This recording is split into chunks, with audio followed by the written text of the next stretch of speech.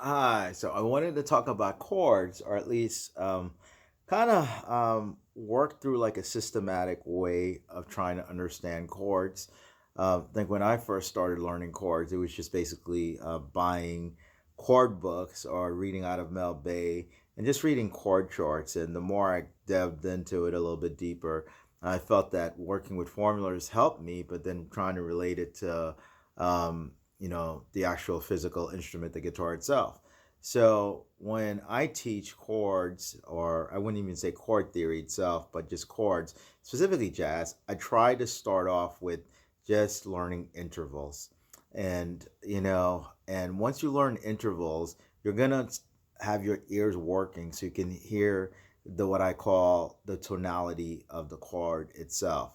By tonality, I meant really the type of chord. Obviously, the root is what it's going to be called in terms of if it's a C, D, or things of that nature. But for me, the way I describe intervals is just the distance between the notes themselves. So if you were to take a C major scale and run it up, so you have C, D, E, F, G, A, B, C, which is an octave, right? So each of the notes in relation to the root is what I refer to when I talk about intervals. So, for example, the third note is E. One, two, three, E. So that's the third. Okay, and that's a major third. When you go down here, it's a minor third. So the first thing I try to do is have somebody listen to what does the major third sound like. So for example, get that sound in your ear. Then I said, okay, let's do fourths. So one, two, three, four. So the third was the C and the E. Get that sound in your ears. The fourth is going to be C and F. Have that sound registered for me. So go back and forth, third, fourth.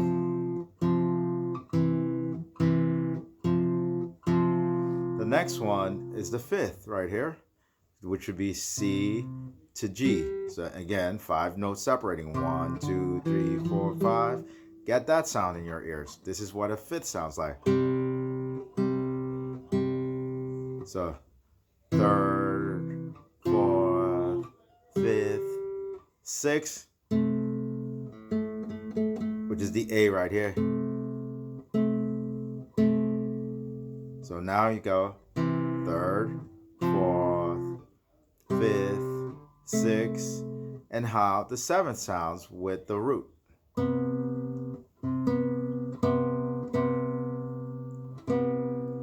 And then obviously the next note here would be the octave, which is the C again. So it's really important to have those sounds sort of embedded in your ear. It's going to really help you when you try to transcribe. So before you get into all the formulas, just kind of hear what the intervals sound like and practice them. So this is a seventh, major seventh. This is a sixth, fifth, fourth, third.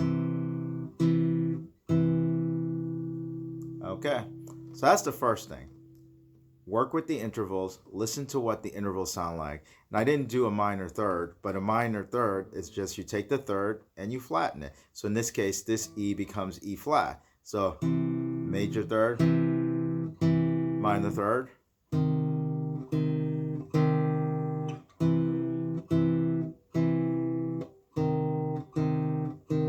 All right.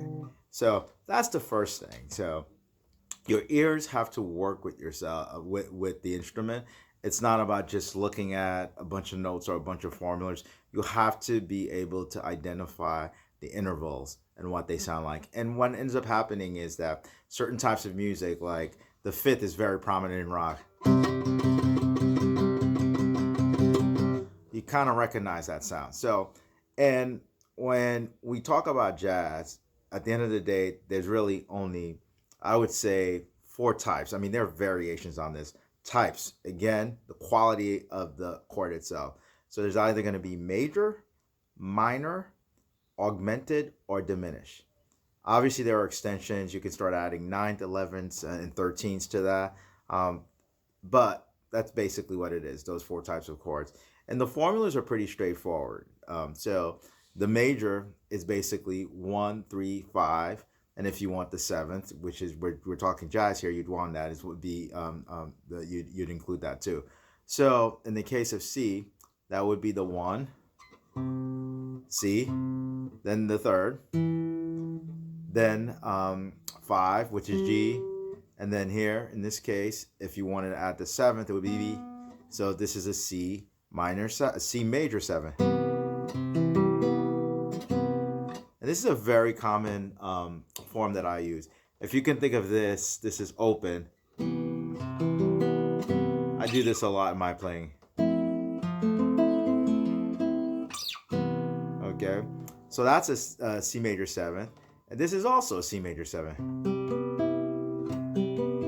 So in this case, you got the 7th sound that we talked about right there. You got the 5, 7th, and the 3rd sits here.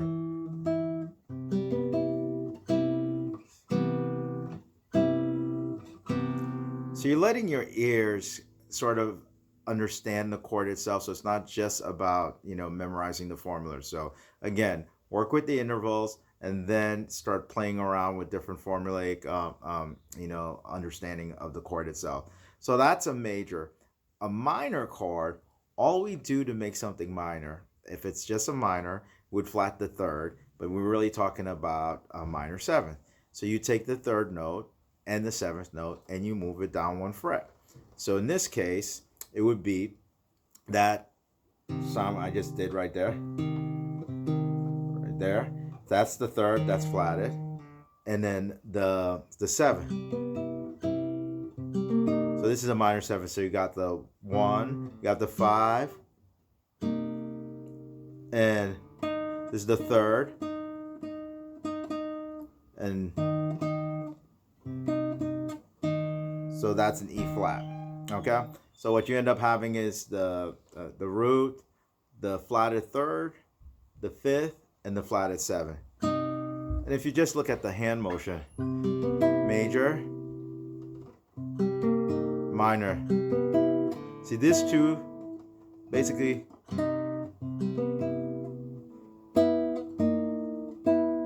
see that movement?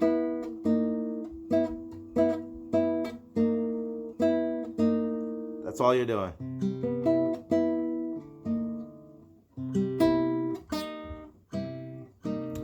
So that's the minor 7. The 3rd degree is diminished. There are actually 3 types of diminished chords. But at the end of the day, the easiest one, or at least the one that I use a lot, is basically all you're going to do is you're going to take the 5th and you're going to flatten it. So remember, this was the 5th.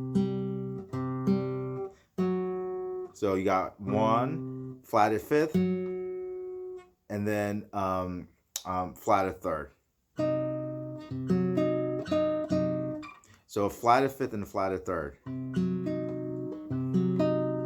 So C major 7th as the parent, then right here. That's a diminished chord. Okay? Now, what sometimes people call a diminished 7th is basically the exact same thing. But what you do is you take the 7th and you double flat it.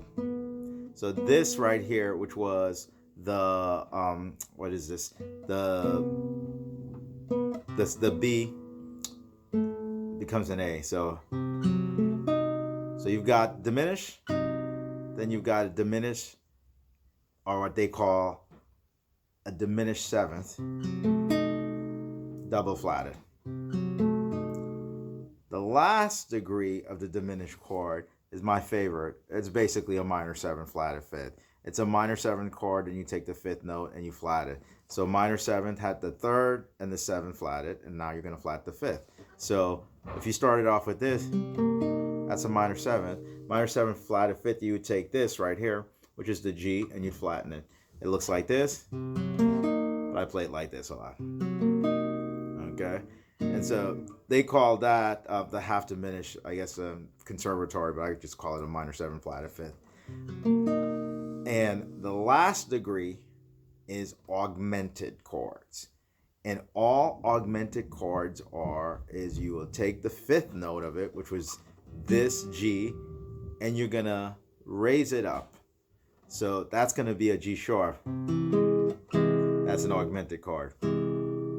Okay, so I hate music theory. So if you get anything out of this long little study, is to first start with the basic, which is intervals.